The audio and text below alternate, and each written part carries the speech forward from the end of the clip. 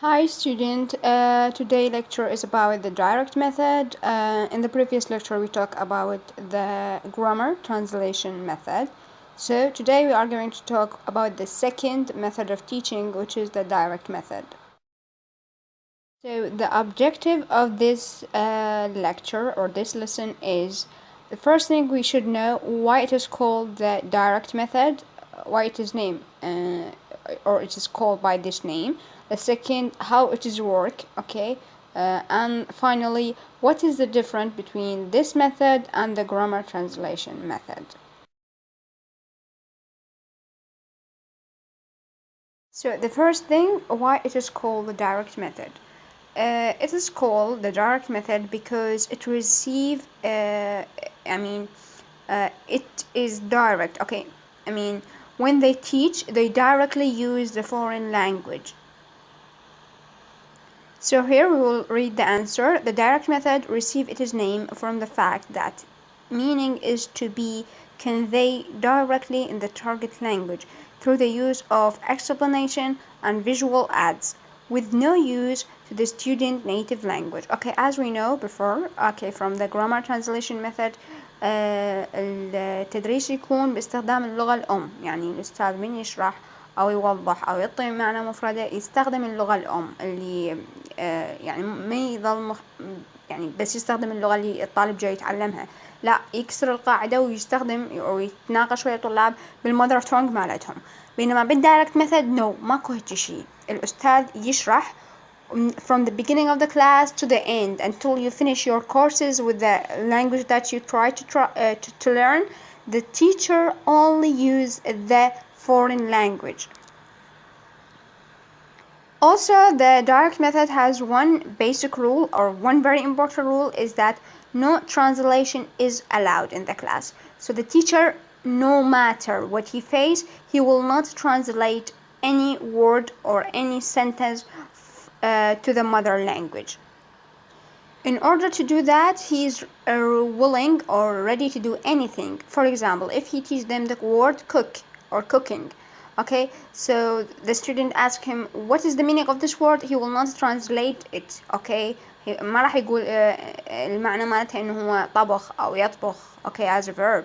لا, هو راح he will put all the stuff for cooking, راح يجيب العدة كاملة مالت الطبخ ويقعد يمثل قدامهم شخص يطبخ, زين, على مود من خلال هاي الطالب راح يعرف هاي الكلمة ترجع لهذا الأكشن, أوكي.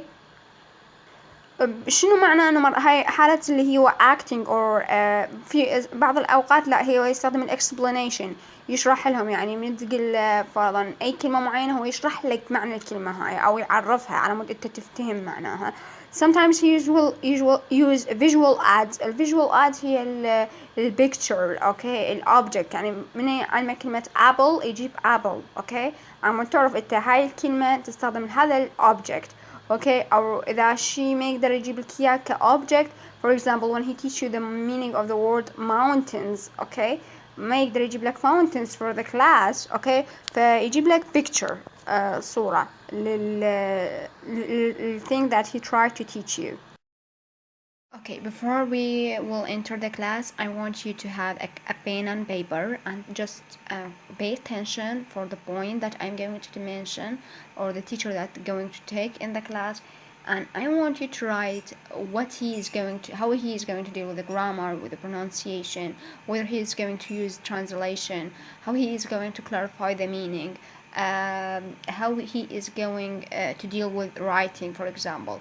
And I want you to write about each skill, how the teacher dealt with. So pay attention for the class experience, okay, as much as possible.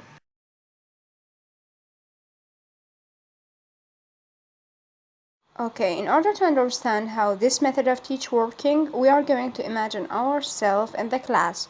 So we are going to sit at the back of the classroom and we will see what the teacher is going to do.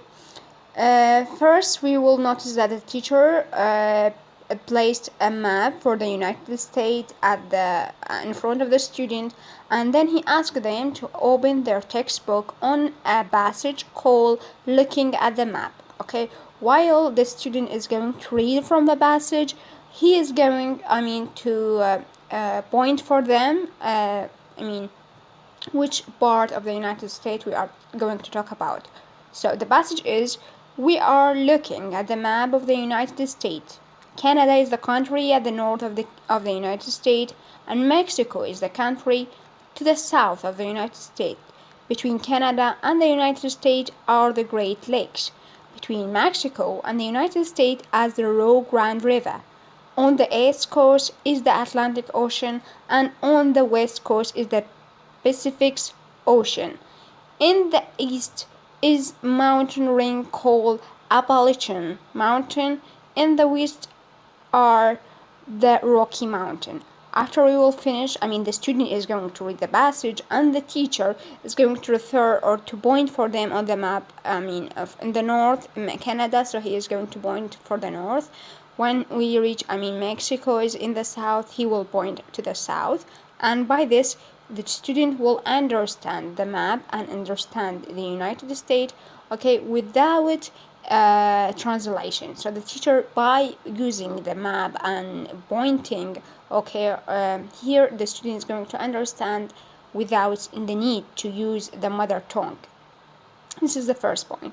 After he will finish reading, the student read the passage and he clarified for them by pointing. He is going to ask them any question. Here the student, one of the students asked him, for example, what is the meaning of the word mountains? Okay, so here the teacher, he will not translate the word, but he will use the board to paint for him a mountain, and by that the student understand that this word is for this painting. Second, then another student raised her hand and asked him what is the meaning, for example, of the word between, since it has been mentioned twice in the passage. Between Canada and the United States is the Great Lakes, and between Mexico and the United States is the Rio Grande River.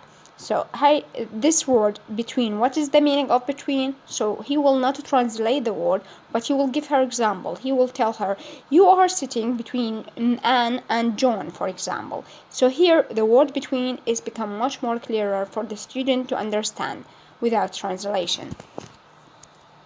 And that's why it's called the direct method, because he is directly explaining the stuff in the English without the need to use, the mother tongue. Now the teacher is going to ask the student.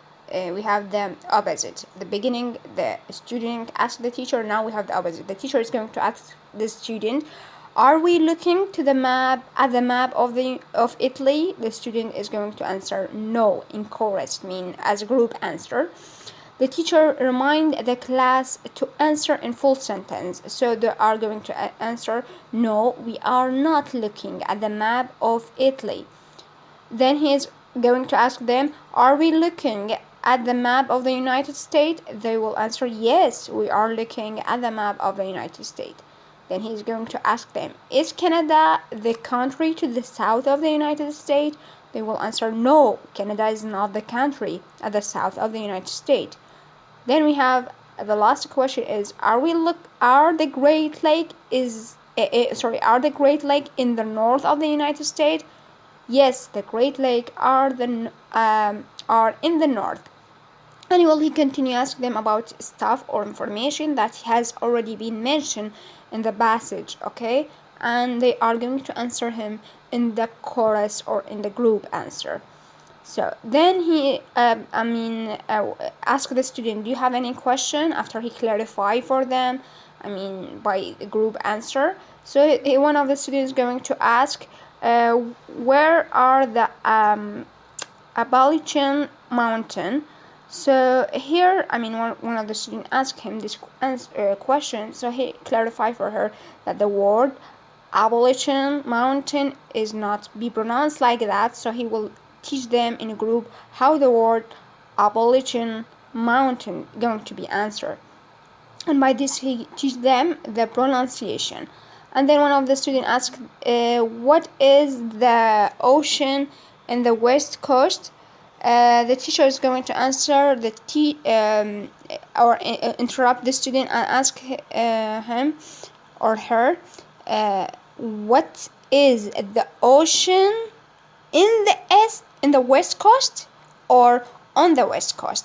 So by this, he clarified for the teacher in an indirect way that the grammar by using in the West Coast is wrong, or so the better answer is on the West Coast. And by this, he is going to explain for them grammar in indirect way. From the passage, he teach them the grammar from their answer, from their mistakes, or whether in pronunciation or in grammar. After that, he is going, for example, ask them to write a paragraph about the geography of the United States, and then maybe he's going also to ask them to write about the proverb time is money. Time is money is a proverb very familiar in the United States. In America دائما يقولون time is money because they don't want to waste their time. So أنا ودي أعرفهم أكثر على culture and how American people respect time and how they appreciate time. So he is going to ask them to write about a passage about time is money, and by that they will